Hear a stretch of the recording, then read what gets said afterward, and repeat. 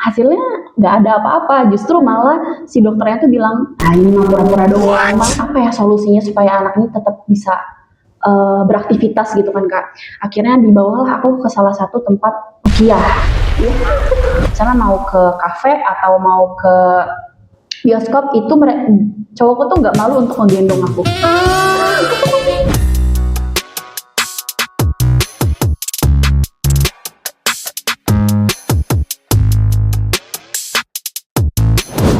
Halo Sobat Konekin, selamat datang kembali di podcast Katanya Gini, sebuah podcast yang mengungkap asumsi, prasangka, dan stigma terhadap teman-teman penyandang disabilitas dan mengubahnya menjadi perspektif yang benar tentang inklusivitas. Kembali lagi bersama saya, semoga tidak bosan. Saya adalah Tela, selaku CEO dan founder Konekin yang akan menjadi host di episode ke-6 podcast Katanya Gini kali ini. Dan saat ini kita kedatangan tamu spesial karena kita langsung mengundang teman intern kita, Anya. Hai Anya, apa kabar? Hai, Kak Tela, alhamdulillah baik. Jadi Anya ini adalah internnya Konekin batch 5. Dan hari ini kita mau ngobrol-ngobrol banyak dengan Anya seputar autoimun miastenia gravis. Itu nanti seperti apa kita coba tanya-tanya ke Anya.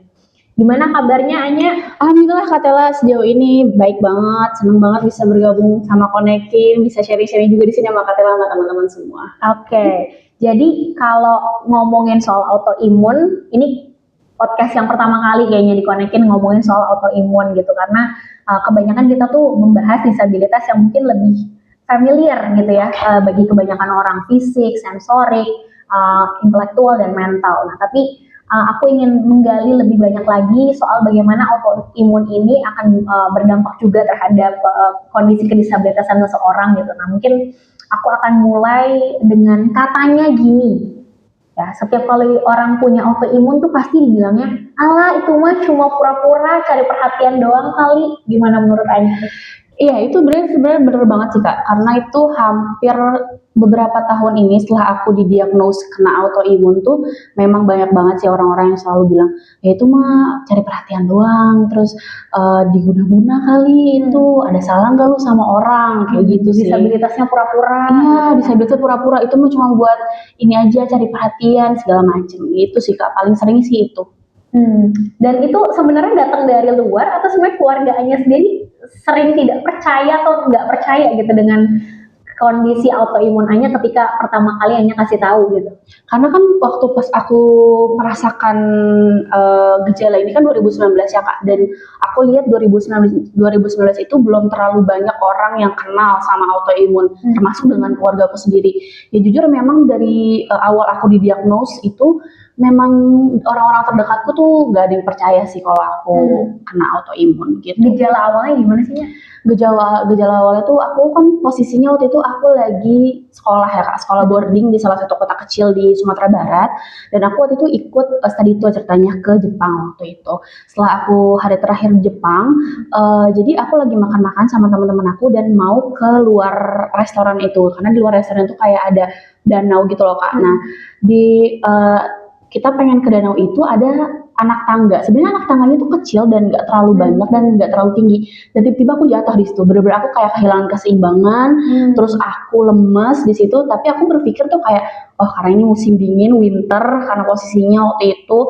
Jadi aku berpikir kayak, ini kayak gue cuma kecapean doang ini. Cuma kayak kedinginan segala macem. Karena hari terakhir kan. Akhirnya nyampe di waktu itu di boarding school lagi, aku nyampe di sana, gejala aku makin memburuk di situ. Gejala aku makin memburuk, aku nggak bisa bangun dari tempat tidur, aku nggak bisa bernafas dengan baik, aku kalau ngomong tuh sengau, terus kelopak mataku tuh yang sebelah kanan turun, aku nggak bisa sholat berdiri, aku nggak bisa naik tangga dengan proper, pokoknya banyak hal-hal yang di luar ekspektasi aku lah. Dan di situ aku langsung ngomong lah ke orang tua aku bilang, mah aku kondisinya kayak gini. Terus mamaku cuma bilang, kayaknya itu kena di sendi deh, kecapean deh, segala macem kan. Oke, coba minum vitamin. Akhirnya aku didoping vitamin, tapi kok gak membaik gitu kan Kak. Dan akhirnya karena mamaku juga kebetulan orang medis, jadi mamaku bawalah aku ke Jakarta, bawa pulang. Aku akhirnya ke salah satu rumah sakit swasta di dekat rumahku. Waktu itu aku ke spesialis saraf karena mamaku tuh concernnya memang kayaknya ada something wrong di sarafnya deh kayak waktu itu mamaku. Akhirnya pas aku ke dokter tersebut diperiksa MRI, ronsen segala macem, dan hasilnya nggak ada apa-apa. Justru malah si dokternya tuh bilang, ini mah pura-pura doang. Malah justru seorang tenaga medis yang mengeluarkan stigma itu gitu. Itu sih yang aku sayangkan waktu pas kemarin. Jadi ya mau nggak mau ya orang tua aku juga ikut mempercayai dong Kak gitu kan. Apa kata rumah sakit yang besar ya? Yes, itu besar. Rumah sakit yang besar swastanya. Di situ dan dokternya itu bukan dokter yang maksudnya bukan junior gitu. Iya, itu udah profesor Kak dan udah berpuluh-puluh tahun karena itu seniornya mamaku dulu waktu pas di kerjaan. Jadi mamaku udah cukup kenal baik lah sama profesor ini. Jadi akhirnya ya cuma dikasih vitamin saraf segala macam. Akhirnya aku dibalikin lagi ke Sumatera Barat. Aku boarding kayak biasa. Tapi itu sama sekali tidak membantu. Dan akhirnya aku ikut lagi program ke luar negeri waktu itu di semester 2 di Malaysia. Aku 1 bulan di sana. Tapi karena kondisinya itu sekolah sudah tahu kondisiku, jadi mama disuruh tanda tangan materai. Kalau ada apa-apa, mama tuh bersedia untuk datang ke sana gitu kan Kak. Dan akhirnya di Malaysia itu juga aku tidak berjalan dengan baik. Aku jatuh dari dari tangga bus itu Kak, ke bawah tuh aku jatuh. Terus sampai ini aku bocor keningku. Pokoknya aku tidak berjalan dengan baik lah di Malaysia itu. Tapi aku kuat-kuatin karena nggak mau ngebuat orang tuaku juga kepikiran kan Kak. Akhirnya pas pulang dari Malaysia, ya semakin memburuk juga ditambah pas aku lagi down-downnya nenek dari mamaku meninggal juga. Jadi mental aku benar-benar terguncang di situ. Akhirnya aku bilang lagi ke mama ini nggak bisa kayaknya karena ya ini badanku aku yang merasakan gitu kan Kak. Jadi kayak aku pengen berobat sekali lagi, ayo tolong bawa aku. Aku sampai begging lah istilahnya ke orang tua aku gitu kan. Tapi ya orang tua aku tuh tetap bilang, kamu tuh gak kenapa-napa, kamu tuh gak ada yang salah sama kamu gitu. Itu cuma di pikiran kamu aja, coba dirubah mindsetnya, sehat. Iya tak udah aku rubah tapi tetap gak bisa gitu.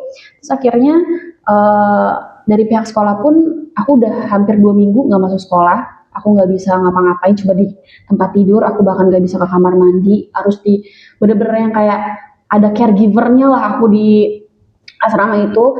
Dan akhirnya pihak asrama pun mikir nih apa ya solusinya supaya anak ini tetap bisa beraktivitas gitu kan Kak. Akhirnya dibawalah aku ke salah satu tempat ruqyah. Iya. Aku dibawa ke tempat ruqyah. Aku berekspektasi jawabannya itu akhirnya dibawalah aku ke dokter lain as second opinion gitu. Dibawa ke tempat ruqyah. Yes, aku dibawa ke tempat ruqyah. Di situ aku menjalani proses yang ya kayak di film-film ya teman-teman, kayak aku dimasukin ke ketong apa ya, yang warna biru gitu kan Kak. Aku disuruh berendam di situ, dibacain segala macam terus aku tiduran. Setelah dari tong itu aku dibawa ke suatu ruangan, so aku tiduran, dipencet-pencet bagian kanan kiri, ditanya ada yang panas atau enggak segala macam.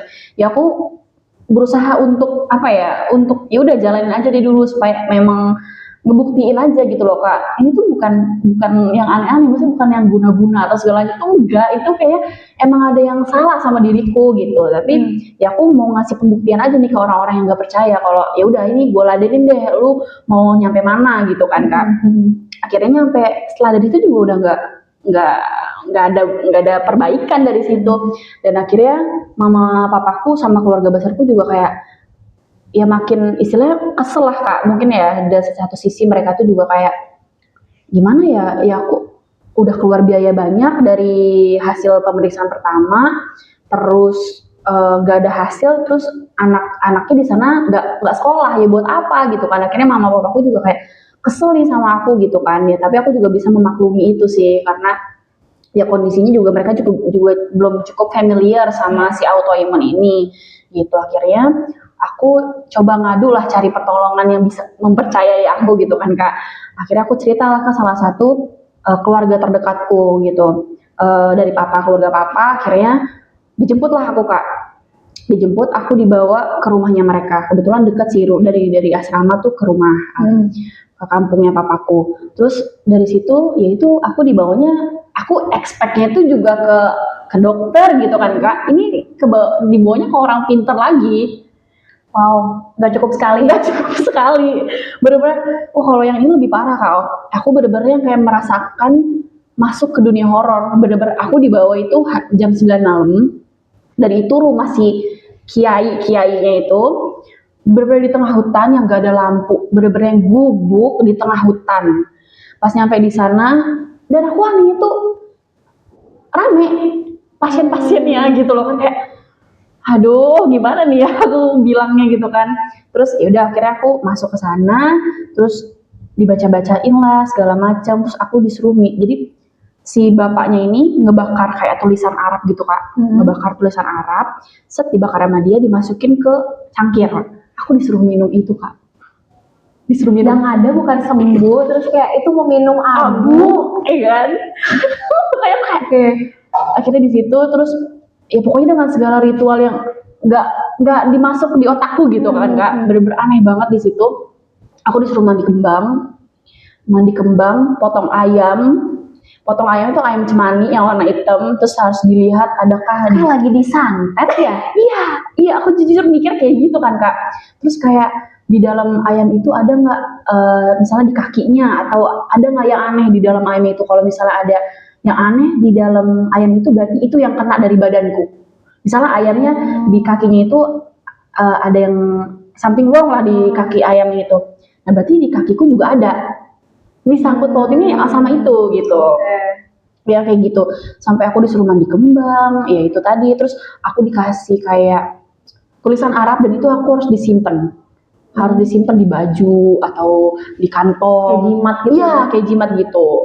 Ya akhirnya nyampe di asrama, aku balik lagi ke asrama, nggak membaik juga ujung-ujungnya. Ya aku makin tertekan sih Kak, justru karena nggak ada yang percaya aku, even my own family gitu kan Kak. Bahkan yang keluar tuh malah kata-kata yang nggak seharusnya aku dengar gitu kan.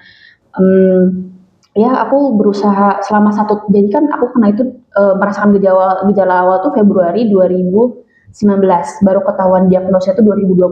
Aku 1 tahun itu aku struggle-nya dari mulai mentally, fisik itu benar-benar dihajar habis-habisan sih Kak.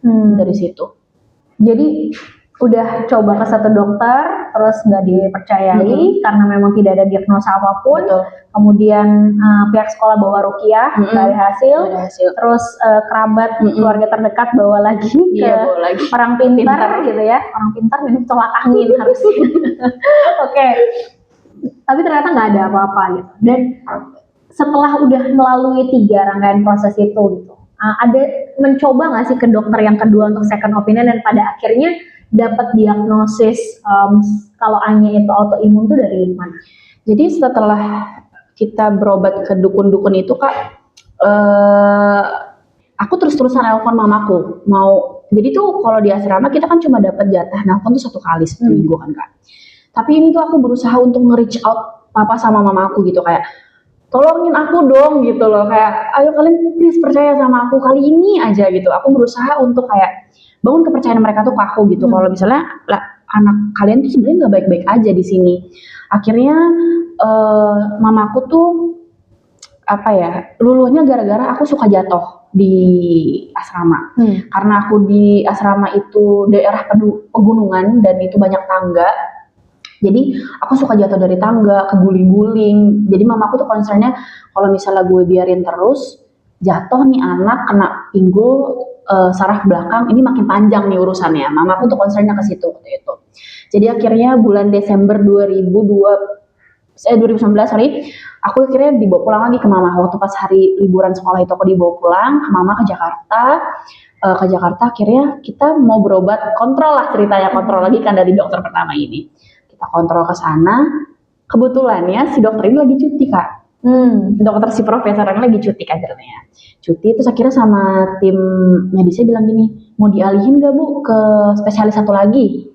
Ya udah, akhirnya karena mamaku udah jauh, maksudnya kayak udah ngebawa aku jauh-jauh dari Sumatera Barat ke sini, ke Jakarta, nggak mau bawa tangan kosong kan mama. Jadi kayak ya udah deh gitu kan. Akhirnya spesialis yang satu lagi, siapa tahu ada hasil nih, mamaku berharapnya gitu kan. Dan akhirnya pas nyampe di dokter kedua ini, aku tuh langsung dikasih ya observasikan lo dokternya segala macam bla bla bla. Terus aku disuruh tes darah. Nah aku tuh bingung sebenarnya kenapa nggak dari awal kita tes darah, kenapa harus langsung MRI waktu pas pertemuan pertama sama dokter yang satu lagi, kenapa aku harus langsung ke MRI, langsung ke ronsen segala macam, kenapa nggak tes darah dulu gitu. Akhirnya aku suruh tes darah, antibody segala macam, ANA-IF. Aku tes di sana barulah ketahuan kalau aku autoimun. Hanya lewat tes darah itu? Iya, lewat ANA profile namanya kalau kita mau ngecek ini autoimun atau enggak gitu. Dari yang miss pada saat yang pertama ya. Benar, Mak. Jadi tuh langsung loncatnya tuh langsung ke MRI gitu. Dan dari situlah aku dikasih obat yang sampai sekarang aku masih konsumsi. Di situ baru ketahuan aku kena miastenia gravis. Nah, gitu. Untuk menentukan diagnosis dari miastenia gravis itu tuh sebenarnya pada saat cek darah udah kelihatan apa sebenarnya ada prosedur tambahannya lagi untuk bisa memastikan autoimun tuh kan banyak ya. Betul. Kalau dari dokternya sendiri yang selama aku jalanin itu Kak, dari ini sih. Jadi pas keluar hasilnya itu ada beberapa tipe yang bisa merujuk aku tuh autoimun apa sih yang aku derita. Itu mulai dari SLE, dari banyak lah ini jenis-jenisnya.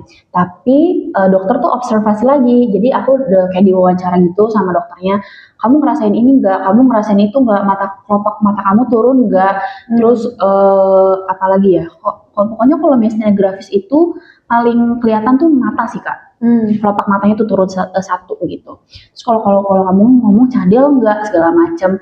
Terus akhirnya aku disuruh kayak dari jongkok ke berdiri, naik tangga gitu, aku nggak bisa. Jadi itulah yang menentukan dokter aku tuh bilang, wah kamu ini kena miastenia gravis. Gitu. Oke. Jadi waktu menjalani serangkaian proses itu tuh gimana sih perasaannya Anya pada saat akhirnya ya satu sisi aku ngerti kayak tuh kan benar akhirnya Anya bisa membuktikan ya bahwa ini bukan hanya di karang-karang atau kayak ngerasain diri sendiri, tapi karena akhirnya lega mungkin ya perasaan awalnya gitu, tapi pada saat keluar diagnosisnya tuh lega bercampur seperti apa sih perasaannya? Lega, marah juga satu sisi, sedih juga karena ya itu tadi Kak, maksudnya kayak pas dari 2019 ke 2020 tuh ya aku benar-benar sendiri, nggak ada yang percaya sama aku, even teman-teman terdekatku di asrama yang tinggal sama aku 24/7, guru-guru pun seperti itu, orang tuaku, keluarga besarku juga nggak ada yang percaya gitu kan.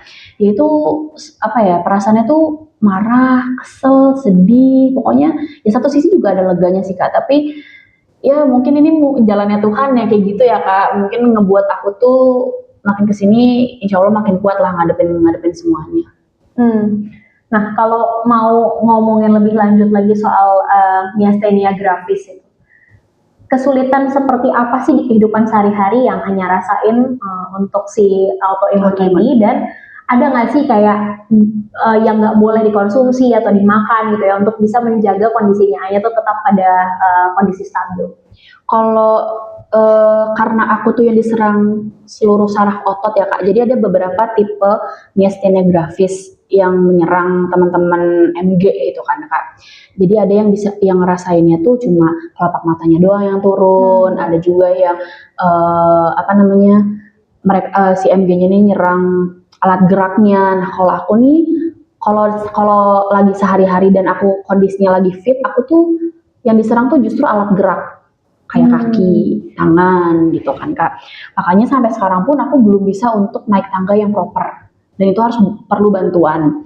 Nah kalau misalnya sehari-hari tuh aku paling menghindari gluten sih Kak. Gluten, terus produk-produk susu olahan, fast food gitu-gitu yang lagi aku hindarin gitu. Oke. Tapi kalau jalan di permukaan yang datar gitu masih oke? Masih oke.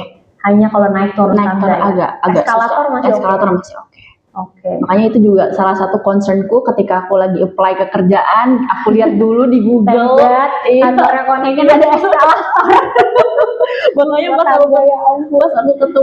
pas aku keterima di situ kayak, ini kayak jawaban Tuhan setelah sebelum aku pas menderita tuh ini kayak jawaban dari Tuhan gitu sih Kak. Oh berarti kalau makan nggak boleh gluten. Tapi makan nasi dan roti mungkin nggak boleh. Iya roti nggak boleh. Kalau nasi aku diporsiin sih Kak, kayak cuma beberapa sendok aja. Karena aku harus menjaga berat badan juga. Ternyata itu juga ngaruh karena aku mengonsumsi ada namanya methylprednisolone, itu pasti teman-teman autoimun juga familiar sama obat itu. Jadi obat itu tuh yang ngebuat kita naik berat badan drastis banget Kak. Bikin moon face, hormonnya jadi naik turun ya kayak gitu. Iya. Aku ingat ceritanya Ashanti kan. Yes, Ya, benar. Pada bilang kayak mukanya kok berubah-berubah, padahal itu moon face karena memang ada mengkonsumsi obat-obat autoimun. Dia juga autoimun kan. Beberapa temanku juga autoimun kayak gitu sih, memang menjaga banget. Nah, bicara soal autoimun, kalau sekarang di Indonesia tuh bicara soal disabilitas, kita punya namanya kartu penyandang disabilitas. Yes, benar. Tapi kalau kayak autoimun, aku pribadi punya beberapa teman autoimun, tapi nggak semua orang yang kenal dia tahu dia autoimun. Aku tahu karena dia yang disclose kan, kayak gue autoimun lupus gitu misalnya, kayak oke, jadi nggak bisa kena panas gitu. Nah tapi autoimun ini kan mungkin lebih miripnya kalau di disabilitas kayak disabilitas mental ya. Orang tuh nggak akan tahu kalau kita nggak disclose kondisi kita gitu. Nah kalau untuk Anya sendiri pernah nggak sih menghadapi kayak penolakan kerja gitu ya? Ketika Anya disclose kondisinya adalah autoimun, atau bahkan sebaliknya, misalnya Anya nggak disclose kondisinya, tapi dari sisi entah itu pemberi kerja gitu misalnya ngeliat, tapi kok anak ini nggak bisa naik turun tangga gitu ya, ada beberapa keterbatasan mirip kayak disabilitas, tapi dia nggak mendefinisikan dirinya disabilitas. Sebenarnya waktu pas aku coba untuk apply kerja sebagai disabilitas, aku pernah diginin sama salah satu HR ya kan Kak. Kamu disabilitas, kok nggak pakai kursi roda? Kok nggak pakai tongkat? Kok nggak pakai alat bantu segala macam gitu kan Kak Ci aja. Aku coba untuk ini kondisiku kayak gini loh Kak, kondisinya segala macam. Aku coba. Oh berarti cuma bisa duduk aja ya segala macam. Justru aku malah digituin sama HR-nya. Ya makanya makanya Anya tuh kalau apply pekerjaan pasti yang di back end, nggak pernah yang di front ya. Jadi aku pasti kayak yang administration itu aku pasti apply. Cuma kalau misalnya di lapangan segala macam aku tuh nggak berani untuk apply karena ya melihat kondisiku kayaknya tidak memungkinkan gitu. Oke. Nah pada saat kesulitan juga ya gitu mencari pekerjaan, beberapa waktu belakangan ini kan memang ada beberapa teman-teman kita ya yang menderita autoimun yang akhirnya menuntut agar undang-undang disabilitas itu diuji material ya, dikaji kembali, karena memang di Undang-Undang Nomor 8 Tahun 2016 tentang penyandang disabilitas tidak tertera autoimun di dalamnya. Padahal autoimun itu bisa menyebabkan disabilitas juga gitu, dan harusnya segala eligibilitas terhadap teman-teman disabilitas juga bisa diterapkan kepada teman-teman autoimun gitu. Nah kalau menurut Anya sendiri, seberapa penting sih itu di dalam kehidupan teman-temannya autoimun itu? Karena kalau dari sisi mungkin ya pemberi kerja, pemerintah, aku bisa memahami bahwa tidak semua autoimun tergolong disabilitas. Yes, benar. Karena ada yang memang tidak mengalami mungkin hambatan mobilitas gitu ya. Tapi banyak juga ternyata, bukan hanya kecil proporsinya, banyak juga teman-teman autoimun yang mengalami kondisi yang sama seperti teman-teman disabilitas fisik gitu ya. Misalnya Anya nggak pakai alat bantu, tapi bagi Anya memiliki kantor yang tidak pakai tangga atau nggak harus naik turun tiap hari itu jadi salah satu pertimbangan gitu. Nah menurut Anya sendiri, seberapa penting sih sebenarnya autoimun ini dimasukkan ke dalam satu lingkup disabilitas juga? Menurut Anya sih sangat penting ya Kak, itu tadi yang udah Kak Tela bilang gitu, karena nggak semua disabilitas itu kan terlihat dengan alat bantu gitu kan Kak. Dengan kalau pemerintah concernnya lebih baik ke arah sana, mungkin teman-teman yang kena autoimun tuh bisa merasa ada ada aksesibilitas yang sama teman-teman disabilitas yang lain. Karena menurut aku pribadi, dari journey aku dari 2019 sampai sekarang itu, aku tuh ngerasa kayak sendiri aja gitu Kak, nggak ada, maksudnya kalau teman-teman disabilitas kan mungkin kayak ada komunitas, komunitasnya. Kalau ini tuh aku bener-bener kayak, ini kayaknya cuma gua apa gimana sih yang sakit kayak gini. Tapi gitu. Ada nggak sih komunitas ada Kak, grafis? Ada dia ternyata sekarang ada sampai per daerah tuh ada. Ya, sekali sebulan mereka ngadain workshop di rumah sakit. Mereka nanti ngundang dokter syaraf, penyakit dalam kayak gitu. Ya menurut aku penting banget ya Kak, karena apa ya? Kan ini menunjang hidup teman-teman yang kena autoimun, tapi autoimun itu kan ya yang tadi Kak Tela udah bilang, ada juga yang beberapa yang nggak terhambat mobilitasnya, tapi kan mostly teman-teman autoimun tuh ya mobilitasnya tuh terhambat gitu. Apalagi kemarin tuh Anya dengar juga ada baru ngeluarin kartu yang Sunflower. Iya, sunflower yang disabilitas tak tampak. Nah itu, tapi mungkin sekarang itu kampanye belum menyeluruh ke autoimun yang lainnya. Gitu. Cuma beberapa jenis autoimun aja yang bisa mendapatkan si kartu sunflower itu. Padahal harusnya bisa semuanya sih ya. Yes, bisa. Harusnya sih bisa. Karena kayak aku memikirkan di negara ini tuh everything is about number ya. Jadi kalau makin besar proporsinya, itu makin eligible juga sebenarnya. Pada saat kemarin teman-teman ada yang ke MK gitu ya buat bisa uji material dan mengontak Konekin gitu untuk bisa jadi media partnernya, terus menyuarakan isunya supaya lebih didengar. Satu hal yang aku bilang pertama kali adalah coba bikin gerakannya lebih kolektif. Artinya nggak hanya sebatas beberapa ragam dari autoimun, tapi kalau bisa tuh jadi satu inisiatif kolektif dari semua teman-teman yang autoimun. Kelihatan nih numbersnya gede, baru akhirnya bisa nge-push gitu bahwa oh ini benar harus dimasukin gitu. Nah nanti terkait dengan kayak siapa aja yang mungkin bisa mendapatkan kartu penyandang disabilitasnya atau misalnya belum gitu kan, tinggal dibikin turunannya gitu ya. Jadi yang mengalami kesulitan mobilitas atau memang akhirnya mengalami juga disabilitas itu sendiri itu bisa mendapatkan gitu. Nah kalau dari Anya sendiri, ketika mistenia grafis ini menjadi bisa dibilang itu jadi separuhnya diri Anya ya. Anya mendefinisikan diri sebagai seseorang dengan mistenia grafis itu. Berapa banyak sih kesempatan yang hilang dari Anya, baik itu dari sisi pendidikan atau mungkin wishlist yang Anya punya misalnya untuk traveling, berapa banyak sih hal yang kayaknya hilang deh gara-gara ada diagnosis ini. Jadi pas awal udah ketahuan Anya didiagnos itu tahun 2020, itu kan posisinya Anya kelas 2 SMA ya Kak, semester 1. Terus Anya dipindahin ke sini, ke Jakarta, akhirnya Anya homeschooling. Di salah satu homeschooling besar juga di Jakarta, Anya homeschooling, dan kebetulan itu COVID, bulan Maretnya COVID kan. Terus selama COVID itu Anya tetap kontrol ke dokter dengan protokol segala macam, dan dokter bilang yang mendiagnos Anya itu kamu nggak boleh kuliah. Itu yang profesor tadi bukan yang satunya lagi yang sudah mendiagnos, kamu nggak usah kuliah. Dia bilang seperti itu. Terus Anya bilang kenapa dok gitu kan, waktu itu Anya tuh pengen banget ngambil psikologi Kak. Jurusan psikologi berat, kuliah tuh kamu gak bakal kuat, kata dia gitu. Kamu lebih sayang nyawa kamu atau milih kuliah gitu. Kamu kuliah bisa kapan aja, kata dia gitu kan. Tapi ya bisa kemana aja sih, tapi kerja nggak bisa kapan aja. Iya itu kan kayak mamaku di situ juga kayak gambling lah kayak posisinya di situ kan.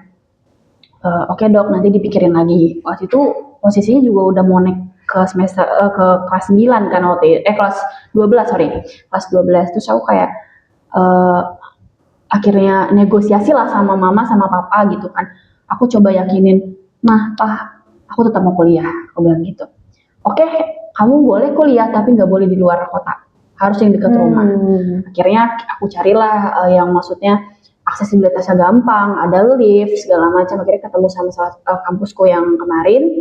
Selama perkuliahan itu banyak struggle sih Kak yang aku rasain gitu. Salah satunya ya di 2022 itu aku ketularan lah sama adik aku. Dia demam, batuk, pilek, akhirnya mindah ke aku.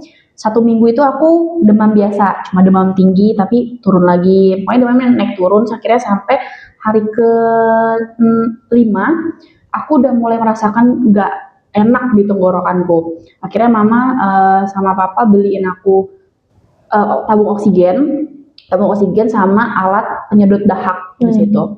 Akhirnya nggak membaik juga, nggak kunjung membaik, dan itu mulai mama papaku udah mulai apa ya, panik lah istilahnya kan Kak.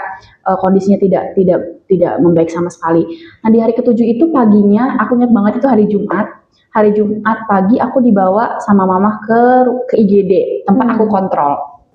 Aku dibawa ke rumah sakit itu tempat aku kontrol. Nyampe di sana itu kan masih COVID ya Kak. Jadi protokolnya memang agak sedikit ketat di situ kan Kak. Aku harus di swab dulu segala macam, dan di swab itu aku positif. Di swabnya aku positif. Pas di IGD itu akhirnya aku udah disedot dahaku karena yaitu aku nggak bisa nafas sama sekali. Akhirnya si perawatnya itu bilang, si dokter jaganya ini bilang, ini harus diisolasi Bu, kata dia gitu. Harus diisolasi mandiri karena swabnya positif gitu. Cuma mama tuh apa ya, lagi-lagi belajar dari kesalahan mungkin ya Kak. Dia nggak mau mempercayai satu ini aja, butuh second opinion gitu kan Kak. Oh ya udah, tapi anaknya nggak mau nih untuk diisolasi mandiri. Aku jujur aku nggak mau Kak, saat itu nggak mau diisolasi mandiri gitu kan Kak. Karena apa ya istilahnya kayak, ya aku pun di situ yakin kalau aku tuh bukan COVID pada saat itu, karena aku memang nggak kemana-mana saat itu. Terus abis itu, Dan adik kamu juga enggak? Iya, nggak COVID. Kita udah swab test segala macam, satu keluarga tuh nggak ada yang COVID waktu itu. Terus abis itu aku pulang ke rumah, papaku sholat Jumat, dan pas ini agak kayak drama gitu sih Kak. Jadi kayak aku ngabarin keluargaku, kayak tanteku, omku gitu, kayak ngepap foto tangan infusanku kayak doain aku ya semoga aku kuat. Aku ngomong kayak gitu ke tanteku. Gak lama setelah itu aku blackout. Gitu. Gak lama setelah itu aku blackout, aku nggak ingat apa-apa. Aku sesak nafas lagi di situ, nggak bisa ngeluarin dahak. Terus abis itu yang terakhir aku lihat tuh cuma adik-adik aku yang berdiri di ambang pintu lagi nangisin aku. Gitu. Saya kira ini menurut cerita dari mama papaku, aku digotong ke mobil.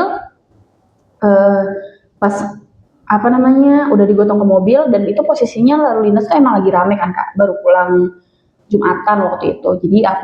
Jadi waktu itu papaku udah nyetir mobilnya udah kayak orang ini gak jelas lah pokoknya. Akhirnya mungkin ada yang notice gitu kan, papaku udah buka kaca nanti apa namanya klakson terus kan. Akhirnya ditanya sama tukang ojol kayak, kenapa Pak, kenapa, tolongin anak saya gitu kata papaku. Akhirnya dipatwalah sama ojol-ojol ini ke rumah sakit tempat mamaku dulu bekerja. Gitu. Pas nyampe selama perjalanan itu harusnya dari rumah ke rumah sakit itu nggak nyampe 15 menit Kak, tapi karena kondisi lalu lintas rame jadi around 20 menit sampai setengah jam waktu itu. Di situ aku udah biru-biru, semuanya udah. Mamaku tuh sama papaku justru udah ngiranya aku udah nggak ada, karena ya dari ininya tuh aku udah ngorok, udah biru-biru dari atas sampai bawah gitu kan Kak, duduk tepok-tepok udah nggak sadar.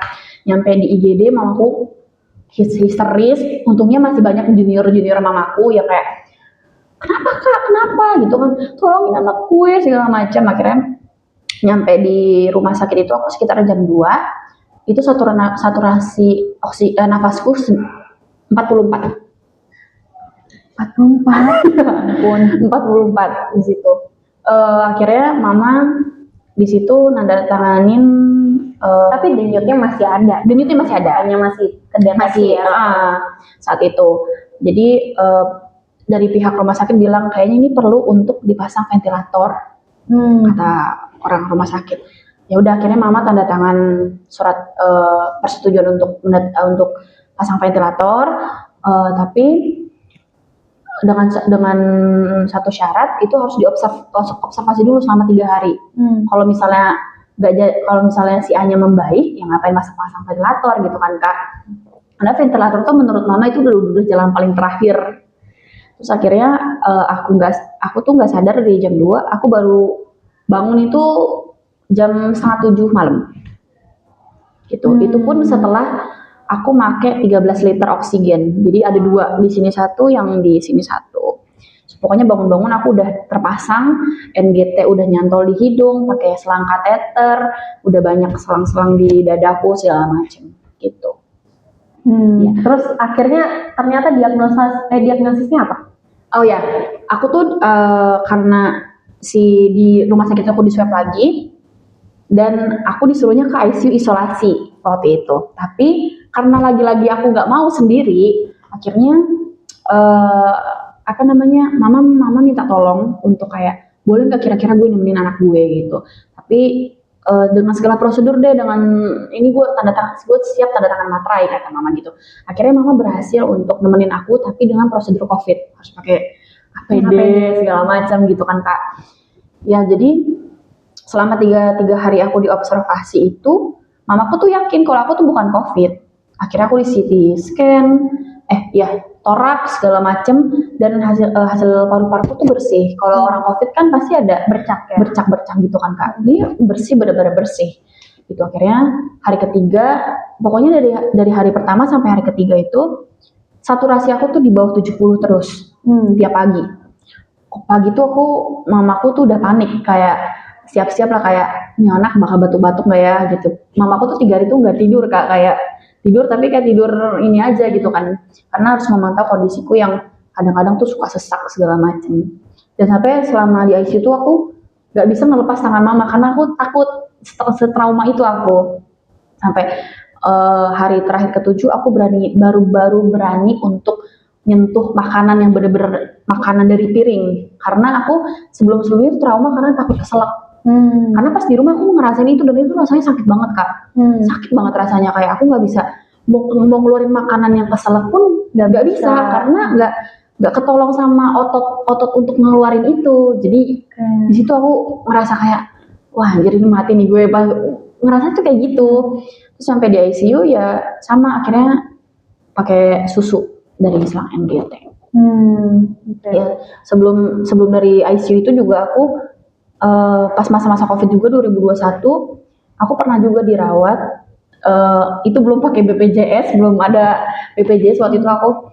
Jadi aku disuruh masukin obatnya itu bentuknya infusan kak, infusan. Nah itu biasanya orang-orang yang kena COVID yang pakai infusan itu untuk mendoping imun, namanya Gamaras, imunoglobin. Nah itu satu botol ya 3,5 juta. Wow. Dan aku disaranin sama dokter aku yang ini masukin 30 botol ya. 30 ya, 105 juta gitu ya. 30 botol itu baru obat satu itu aja. Terus waktu pas di rumah sakit itu aku cuma berhasil masuk 15 doang. 15 botol selama 4 hari, itu bilnya udah 86 juta sekian.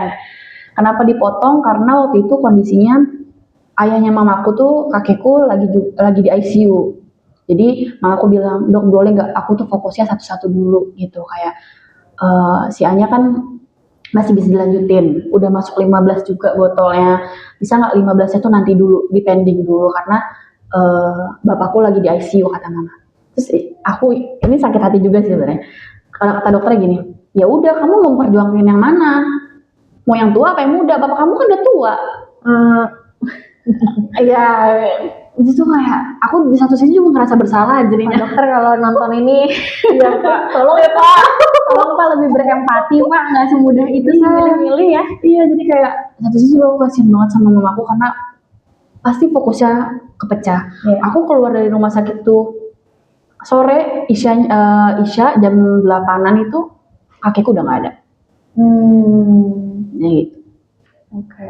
Makanya dari 2019 sampai 2020 sampai sekarang ya istilahnya tuh kalau keluarga aku tuh menyebut aku anak mahal karena ya rentetan biayanya itu bener-bener bisa DP rumah kayaknya kak. Kalau dihitung-hitung total keseluruhan subsidinya pemerintah. Iya benar. Di cash langsung nih duitnya. Oke.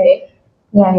Oke, tadi kita udah bahas kayak struggling dari sisi mendapatkan pekerjaan, terus kemudian pendidikan, terus juga tadi sedikit soal keluarga gitu ya, karena memang banyak biaya-biayanya juga dan mungkin di Indonesia masih belum jelas ya terkait apa saja rangkaian dari pemeriksaan autoimun yang di-cover oleh BPJS gitu, karena prosedurnya juga sekarang jadi lebih susah gitu kan.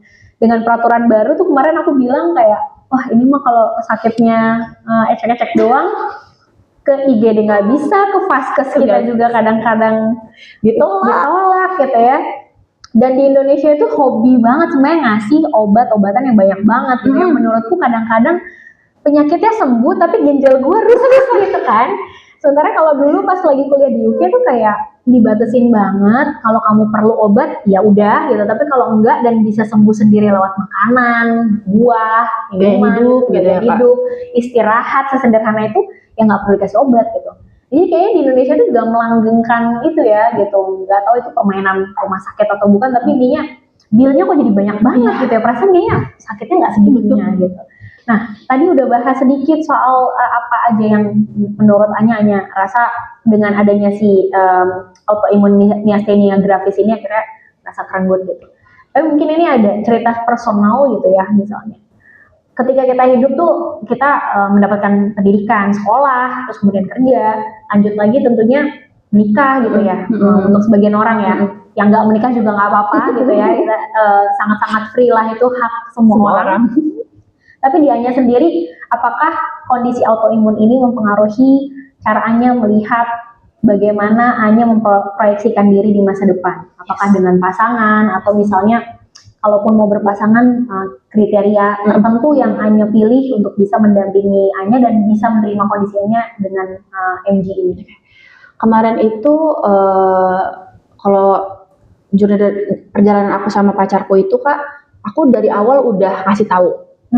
Dari sebulan 2 bulan pacaran tuh aku udah kasih tahu kalau aku nih ada suatu keistimewaan yang dikasih sama Tuhan yang nggak semua orang dapat dan nggak semua orang punya. Tapi di 2021 itu aku masih gejalanya tuh masih ringan Kak, belum berat banget gitu. Jadi kayak mungkin dia juga belum bisa melihat kayak ini penyakitnya kayaknya nggak terlalu parah deh. Mungkin dia berpikir seperti itu. Tapi seiring berjalannya waktu, tentu aku juga kayak selalu bilang ke dia kayak ya kalau misalnya kamu mau cari yang lain yang sehat gitu juga nggak apa-apa. Aku sadar dengan kekuranganku, siapa tahu kamu punya kriteria sendiri gitu kan Kak. Ya nggak apa-apa sih aku bilang gitu kan Kak. Tapi alhamdulillah sekarang udah mau jalan 4 tahun, juga dia sangat-sangat mengerti kondisiku, apalagi keluarganya juga sangat-sangat perhatian banget sama aku. Kalau kita aku misalnya lagi on date sama dia, lagi ngedate gitu, misalnya mau ke kafe atau mau ke bioskop, itu cowokku tuh nggak malu untuk ngegendong aku. Pacarnya Anya, tolong digandakan lebih banyak tipe-tipe laki-laki seperti ini gitu ya. Di bioskop dengan orang yang segitu banyaknya, aku dilihatin satu studio, aku bener-bener gendongnya tuh kadang di depan, kadang yang di belakang, game block gitu. Kamu nggak malu kan gendong lo? Ya buat aku mah ya aku nggak kenal mereka mau ngomongin aku juga I don't care kata dia, kan aku nanti akan menjalani hidup tuh sama kamu, aku nggak peduli sama omongan orang sih gitu. Ya pokoknya dia jangan senyum-senyum sendiri sih, mereka senyum-senyum nih lihat nih ya kan. Oke. Iya pokoknya kayak dia saat di kuliah pun seperti itu. Kalau misalnya kita ada pertemuan sama dosen di lecture teater juga, itu kan kondisinya bertangga sama kayak bioskop, dia juga nggak segan-segan untuk yaudah yuk sini aku gendong, tanpa harus yang babi bu harus aku nungguin aduh aku harus gimana ya nanti ya. Sebenarnya aku juga ada concern sedikit sih Kak, kayak bisa nggak ya gue nanti untuk menikah, bisa nggak ya gue nanti punya anak gitu kan, karena untuk ngebawa diriku sekarang itu rasanya sulit banget gitu kan Kak, apalagi aku nanti harus mengandung, ngebawa anakku, bisa nggak kayak kira-kira aku membesarkan anakku gitu. Tapi mama tuh juga orangnya sangat-sangat kayak ngerti lah soal kondisi anaknya kan. Ya kalau misalnya mau child free juga nggak apa-apa, tapi ya kita usahain kalau misalnya mau punya anak pun siapa tahu dengan punya anak aku tuh lebih bahagia, bisa remisi segala macam gitu. Ya alhamdulillahnya seluruh teman-temanku pun teman-teman intern di sini sangat-sangat mengapresiasi aku, terus juga sangat-sangat care sama aku. Mau kayak contohnya kita ke toilet ada tangga kan Kak, bisa nggak Nya gitu kan. Terus kemarin juga aku sama teman-teman kuliah coba untuk tur Jakarta pakai Transum, itu apa namanya ya naik turun busway KRL, bener-bener mereka tuh bentar ya Pak, ini teman saya lagi ada keterbatasan gitu kan, sorry ya, mereka tuh bener-bener nge-carry aku tuh bener-bener tanpa aku minta. Ya alhamdulillahnya aku selalu dikelilingin orang-orang baik gitu kan. Mungkin ya ini balasan Tuhan yang Tuhan kasih ke aku atas awal-awal pas aku didiagnosa itu sih, yang orang-orang gak ada yang percaya sama aku pengen mengakhiri hidupku segala macam. Ya alhamdulillah itu sih Kak. Oke. Wow, it's a whole story about Anya gitu ya, dan aku jadi lebih ngerti juga gitu karena balik lagi kalau ngomongin autoimun, beberapa teman-temanku mau tanya penyebabnya apa, dia juga nggak terlalu tahu gitu ya, kenapa ya gitu bisa kayak gini. Kalau kayak disabilitas mungkin lebih gampang ya melihatnya, misalnya kayak di Konekin sendiri kan kita udah pernah ngobrol ya bareng sama Cynthia di episode kedua gitu tentang sindrom Amelia gitu ya, yang dimiliki oleh Cynthia gitu. Itu mungkin lebih jelas gitu ya kondisi medisnya gitu, karena di beberapa film juga ada dibahas, misalnya ibu hamil terus kemudian menghirup asap limbah pabrik gitu ya, kemudian akhirnya jadinya jari-jari atau kaki dan tangannya itu tidak berkembang sempurna. Tapi autoimun tuh sampai sekarang beberapa teman-teman yang autoimun dan beda-beda jenis autoimunnya, even kalau ditanya penyebabnya apa juga bingung sebenarnya kita tuh jawabnya Kak. Genetik juga enggak gitu kan, maksudnya keluarganya Anya juga tidak ada autoimun gitu kan, tapi itu satu kondisi yang akhirnya aku percaya sih selalu membawa pendewasaan gitu, karena di Anya mungkin challenge-nya adalah autoimun, di teman-teman yang lain mungkin disabilitas, di teman-teman yang non disabilitas juga punya challenge sendiri di kehidupan masing-masing gitu. Dan aku selalu percaya kayak ada aja sih jalannya untuk bisa tetap bertahan gitu ya di kondisi yang ada seperti saat ini gitu.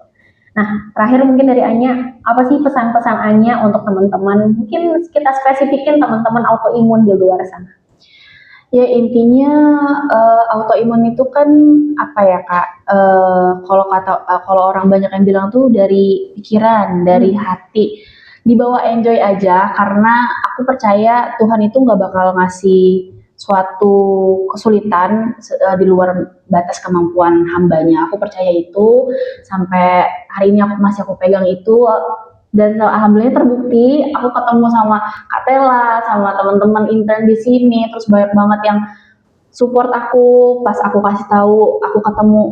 Inilah salah satu gift yang mungkin yang Tuhan kasih, aku ketemu kantor yang bener-bener terima kondisiku apa adanya. Jadi kita semua punya kesempatan untuk berkembang, non disabilitas tuh punya kesempatan yang sama, aksesibilitas yang sama. Jadi semangat aja, jangan terlalu pikirin kata orang, jangan dibawa stres, enjoy your life. Pokoknya selagi masih ada waktu untuk membahagiakan diri sendiri, bahagiain dulu diri sendiri, karena dari situ insya Allah imun kita bakal naik.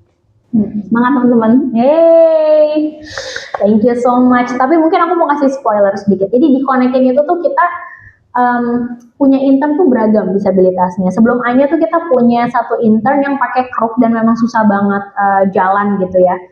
Jadi memang kita dalam menentukan lokasi kantor, lokasi acara itu pasti kita mempertimbangkan juga gitu. Karena memang literally lebih sulit mungkin jalan daripada Anya gitu ya, karena harus pakai kruk. Terus kita juga pernah punya tim yang pakai kursi roda. Kita pernah punya tim yang intern yang tuli gitu ya, tapi masih bisa baca gerak bibir. Terus pernah juga yang disabilitas mental gitu ya, yang disclose dirinya disabilitas mental. Tapi satu hal yang Konekin jaga sampai sekarang adalah kita menerima teman-teman disabilitas bukan karena disabilitasnya. Karena pada saat kita lagi menyeleksi, memang di Konekin menyeleksi secara objektif gitu. Jadi Anya tuh diterima di sini bukan karena Anya autoimun atau disabilitas, tapi memang karena Anya tuh anaknya pintar dan kita ngelihat sesuai dengan kebutuhannya Konekin. So thank you so much Anya. Makasih banyak Kak Tela. Sharing-sharingnya. Semoga teman-teman di sini semuanya bisa mendapatkan banyak sekali pembelajaran dari Anya gitu ya, terutama bagaimana kita bisa dealing with ourselves, menerima diri kita secara utuh apapun kondisi kita, dan mungkin bahkan misteri-misteri pertanyaan kenapa, why yang nggak terjawab hingga hari ini dan hingga hari ke depan. Tapi yang terpenting adalah jalani hidup sesuai dengan apa yang kita punya saat ini. Be grateful, bersyukur untuk hal itu, dan percaya kalau kita nggak sendirian, selalu ada support system yang mendukung kita, baik dari circle kita maupun dari circle luar kita gitu. Terima kasih teman-teman semua yang sudah menyaksikan. Sampai ketemu lagi di episode berikutnya. Jangan lupa like, subscribe, dan juga share podcast ini ke teman-teman dan keluarga, dan ke semuanya, ke pacarnya juga boleh gitu ya, ke gebetannya juga boleh. Semoga bisa membawa manfaat buat teman-teman semuanya, dan sampai ketemu. Bye.